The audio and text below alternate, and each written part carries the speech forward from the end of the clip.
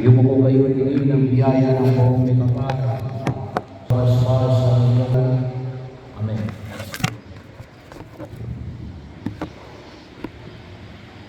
Ang Diyos na siyang bukal ng tanang kaloob, na mabuti at ganap ay siyang magkaloob sa inyo ng kanyang pagbabasbas at siya namang magdulot sa inyo ng pagkapala niyang hindi masusukat ang magpanatili sa inyong ligtas sa kapahamakan ngayon sa buong bagong taon at magpasawalang hanggan.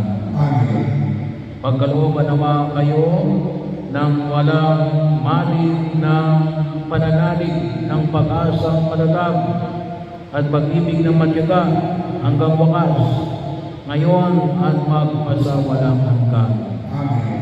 Pagpalain kayo ng makapangyarihan Diyos, Ama, Anak at ang Espiritu Santo. Amen. Mayo kayo, taglay ang pag-ibig at pagpapala ng ating Diyos. Salamat sa Diyos. Salamat.